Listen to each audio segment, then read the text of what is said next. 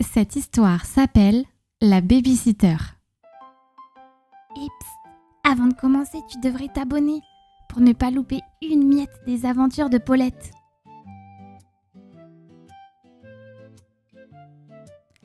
C'était un samedi d'automne comme Paulette les aimait. Dehors, les feuilles tombaient doucement des arbres et dans la cabane flottait une douce odeur de petit déjeuner et de bois chauffé. Le vent soufflait très fort, faisant grincer un peu les volets, mais à l'intérieur, tout était doux et tranquille. Paulette savait que ses parents devaient sortir aujourd'hui. Ils partiraient pour l'après-midi et ne reviendraient que tard le soir. Mais Paulette n'était pas du tout inquiète, parce que c'est sa mamie qui devait venir la garder. Depuis son réveil, elle s'en réjouissait. Elle s'était déjà imaginé le goûter qu'elles prépareraient ensemble, des tartines grillées avec de la confiture, et les histoires pleines de magie que mamie raconterait, bien emmitouflées dans le canapé. Rien que d'y penser, Paulette avait les moustaches toutes frétillantes de joie. Elle avait même préparé un joli dessin pour sa mamie. Toute guillerette, elle trottina jusqu'au salon, le dessin à la patte. « Quand est-ce que mamie arrive ?» demanda-t-elle en sautillant. « Je lui ai fait une super surprise !» Sa maman leva les yeux de la table où elle préparait son sac pour sortir. « Ah, ma chérie, mamie ne pourra pas venir finalement. Elle a attrapé un vilain rhume et elle doit rester au chaud. » Le sourire de Paulette s'effaça aussitôt. « Quoi ? Mais qui va me garder alors ?» Son papa s'approcha doucement. « Ne t'inquiète pas, on a trouvé quelqu'un de très gentil pour la remplacer. Elle s'appelle Zoé, c'est une jeune fille adorable. Elle adore les histoires et les dessins. » Une babysitter. Elle sentit son ventre se serrer un peu. Et si cette Zoé n'aimait pas les tartines grillées ? Et si elle interdisait les dessins animés ? Et si elle n'était pas drôle du tout ? Toute la matinée, Paulette eut du mal à penser à autre chose. Elle suivait ses parents partout, posait 1000 questions, traînait des pattes. Puis, quand le vent fit tinter doucement la clochette de la porte d'entrée, son cœur fit un bond. Ah, la sonnette ! Paulette sursauta et, sans réfléchir, elle fila se cacher derrière le grand rideau du salon. De là, elle aperçut ses parents échanger un regard et aller ouvrir la porte. La babysitter venait d'arriver. Paulette retenait son souffle depuis sa cachette. Elle entendit la porte s'ouvrir, des pas, puis une voix douce et enjouée. « Bonjour, je suis Zoé, la babysitter. » Paulette écarta un tout petit peu le tissu du rideau pour jeter un œil. La première chose qu'elle remarqua, c'étaient les chaussures de Zoé, toutes noires, avec des lacets qui montaient très haut et des très grosses semelles qui faisaient clac-clac sur le parquet. Ensuite, elle leva le museau. Zoé portait une robe noire toute simple et autour de son cou, elle avait un collier avec un petit chat noir en métal. Ses cheveux étaient d'un noir profond et sa frange était coupée très droite. Mais le plus étrange, c'était son sac. Au lieu d'avoir des fleurs ou des cœurs, il était recouvert de petits badges rigolos. Zoé souriait en parlant aux parents de Paulette, et sa voix était douce et chantante. Mais pour Paulette, elle ressemblait à une sorte de princesse sombre venue d'un monde lointain et beaucoup trop cool pour elle. Alors Paulette se dit « Oh là là, mais c'est terrible, on n'a pas du tout l'air d'aimer les mêmes choses. Moi j'aime le rose, les paillettes et les fleurs, et elle n'a l'air de n'aimer que les trucs noirs et les chats gris. » Son petit ventre se serra. Et si elle ne m'aimait pas du tout ? Et si je faisais trop bébé pour elle ? Elle va se moquer de mes dessins et elle va vouloir regarder des documentaires sur les araignées à la place des dessins animés. Soudain, sa maman l'appela d'une voix douce. « Paulette, viens dire bonjour à Zoé. » Paulette s'enfonça encore plus loin derrière le tissu épais. Elle se fit toute petite, si petite qu'elle espérait que personne ne la verrait. « Elle est juste un peu timide, » s'excusa son papa. « Oh, ce n'est pas grave du tout, » répondit Zoé. Paulette l'entendit s'approcher. Les grosses bottines noires ne faisaient plus clac-clac. Zoé les avait enlevées. Et là, Paulette aperçut ses chaussettes. Elles étaient couvertes de paillettes et de petites citrouilles rigolotes. Zoé s'arrêta juste devant le rideau. « Coucou toi !» dit doucement Zoé. Tu sais, moi aussi j'étais timide quand j'étais petite. Mais Paulette ne bougea pas d'un poil. Elle croisa ses petites pattes et fit sa tête de mule, le museau bien planté vers le sol. « Paulette, ma chérie !» appela sa maman depuis l'entrée. « Nous allons y aller maintenant. Viens nous faire un bisou avant qu'on parte. » Paulette serra les dents. Elle voulait sortir, mais quelque chose la retenait. Une petite boule de fierté mélangée à de la peur. Ses parents échangèrent un regard un peu inquiet. « Bon, eh bien, bisous ma puce. On t'aime très fort, on sera de retour ce soir. »« Amuse-toi bien avec Zoé, ma chérie, » ajouta son papa d'une voix tendre. La porte s'ouvrit, puis se referma avec un petit clic. Et là, brusquement, Paulette réalisa. Ses parents étaient partis. Elle ne leur avait pas fait de dernier bisou. Elle n'avait même pas dit au revoir. Son petit cœur se serra d'un coup. « Papa, maman !» cria-t-elle en jaillissant de derrière le rideau. Elle courut aussi vite que ses petites pattes pouvaient la porter, traversa le salon, fonça vers la porte, l'ouvrit en grand. Mais dehors, il n'y avait plus personne, juste le vent qui soufflait dans les feuilles mortes. « Papa, maman !» sanglota-t-elle, le museau tout mouillé. Derrière elle, Zoé s'approcha tout doucement. Elle ne dit rien tout de suite. Elle se mit simplement à côté de Paulette, là, sur le pas de la porte. Puis, d'une voix douce, elle murmura « Hé, je sais que c'est dur, mais ils vont revenir, tu sais. Et en attendant, on pourrait peut-être trouver quelque chose de chouette à faire ensemble. Qu'est-ce que tu en dis ?» Paulette renifla un grand coup, essuya ses larmes d'un revers de patte et, sans un mot, elle tourna les talons. Elle monta les escaliers en traînant les pieds, poussa la porte de sa chambre et se laissa tomber sur le tapis moelleux près de son petit bureau. Elle sortit ensuite ses feuilles de dessin et ses crayons de couleur. Elle avait besoin de dessiner. Ça l'aidait toujours à se sentir mieux. Elle commença par gribouiller une maison, puis un arbre, et puis elle ne savait même plus trop quoi. Elle avait encore le museau tout humide. Quelques minutes passèrent dans le silence de sa chambre. Et puis soudain, 3 petits coups discrets à la porte. « Paulette ?» murmura la voix douce de Zoé. « Je peux entrer ?» Paulette ne répondit pas. La porte s'entr'ouvrit doucement et Zoé passa la tête à l'intérieur. Dans ses mains, elle tenait un petit carnet noir avec des autocollants brillants sur la couverture. Paulette leva les yeux, intriguée malgré elle. « Qu'est-ce que c'est ?»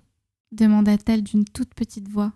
Zoé s'avança et s'assit par terre juste à côté d'elle. « C'est mon carnet de dessins secrets », répondit-elle avec un petit sourire complice. « Moi aussi j'adore dessiner. Et comme je me suis dit que tu avais peut-être besoin d'un peu de calme, j'ai pensé qu'on pourrait regarder mes dessins ensemble. Si tu veux, bien sûr. » Paulette hésita. Elle voulait encore bouder un peu, mais là, c'était trop tentant. Un carnet de dessins secrets. « D'accord, » marmonna-t-elle en se rapprochant un tout petit peu. Zoé ouvrit délicatement le carnet. Et ce que Paulette découvrit lui coupa le souffle.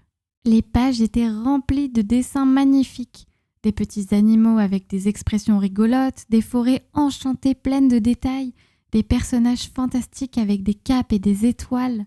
« Waouh !» souffla Paulette, les yeux écarquillés. « Mais c'est trop beau! C'est vraiment toi qui les as faits ?» Zoé sourit un peu gênée. « Merci, oui, c'est bien moi. J'adore ça. Ça me détend. Et toi, qu'est-ce que tu aimes dessiner ?» Paulette regarda son propre dessin tout gribouillé sur sa feuille. Soudain, il lui parut tout petit et tout moche à côté de ceux de Zoé. « Moi, je sais pas trop bien dessiner comme toi. »« Mais si !» répondit Zoé en regardant ses dessins. « Regarde, j'adore ton arbre, il a l'air tout doux. Et puis, tu sais, moi aussi je dessinais comme ça avant. Le secret, c'est de s'amuser et de dessiner beaucoup. » Elle sortit alors une feuille blanche toute propre de son sac, ainsi que des feutres aux couleurs chatoyantes. « Et si on dessinait ensemble ?» proposa-t-elle avec un grand sourire. « On pourrait faire un dessin à 2. Toi, tu commences quelque chose et moi, je continue. » Paulette sentit son cœur se réchauffer un peu. Elle avait encore un peu les yeux rouges.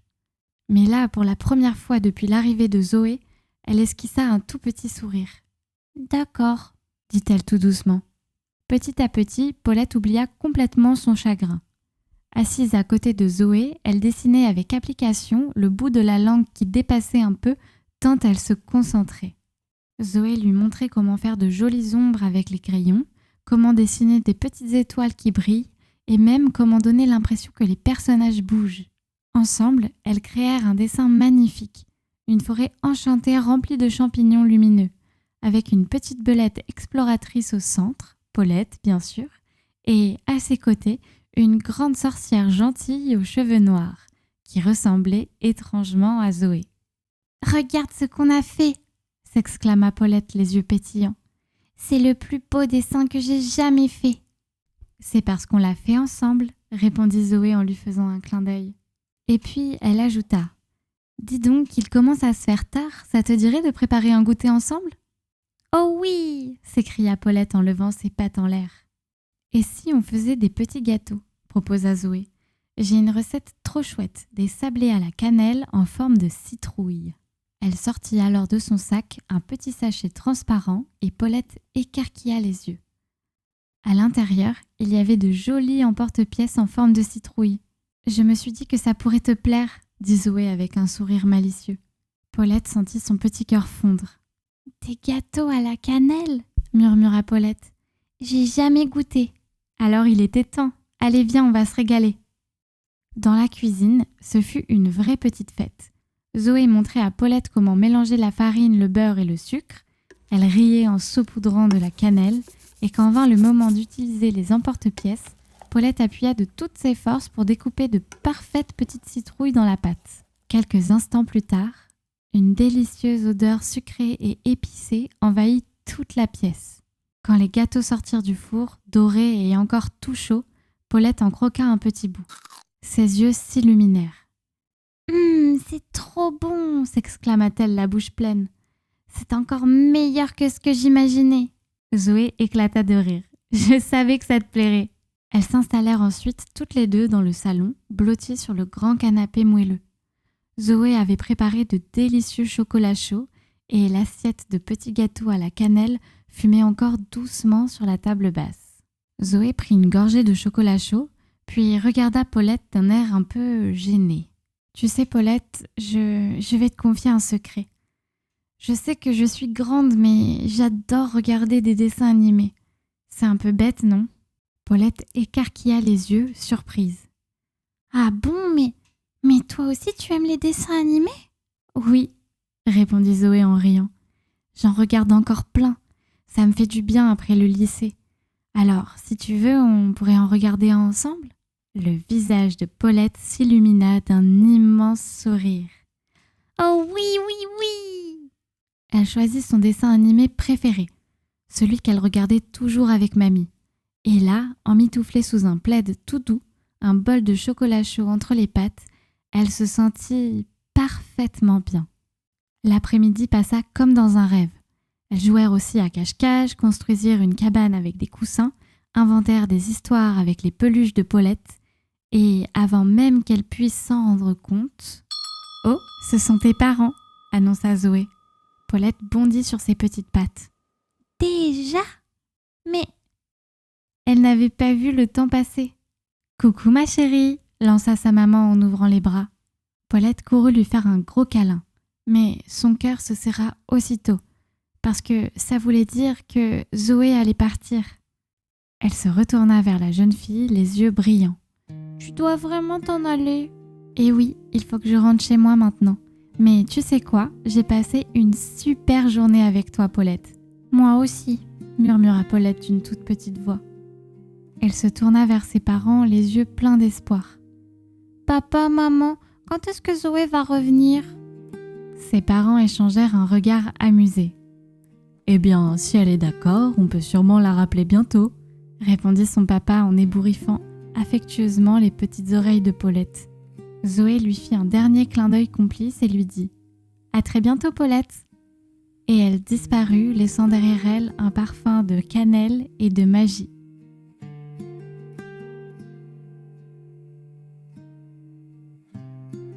Une fois Zoé partie, Paulette suivit ses parents dans la maison. Elle leur raconta tout. Elle parlait tellement vite que ses parents n'arrivaient même plus à suivre. Et puis enfin, il était l'heure d'aller au lit. Paulette se glissa sous sa couverture douillette ses yeux brillaient encore de toutes les émotions de la journée. Elle pensa à Zoé, à ses chaussettes à paillettes, à son carnet de dessins secrets et à son sourire si doux. Un petit sourire s'étira sur le museau de Paulette. J'ai vraiment cru que Zoé et moi, on n'allait jamais pouvoir être copines. Mais j'ai appris à la connaître et en fait, elle est drôlement chouette. Et puis Paulette ferma les yeux, un sourire heureux sur le visage, prête à rêver de toutes ces nouvelles aventures, peut-être même avec Zoé à ses côtés. Cette histoire est à présent terminée.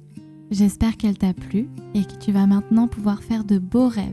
N'hésite pas à t'abonner et à cliquer sur la cloche pour ne rien manquer de toutes les aventures de Paulette. À bientôt!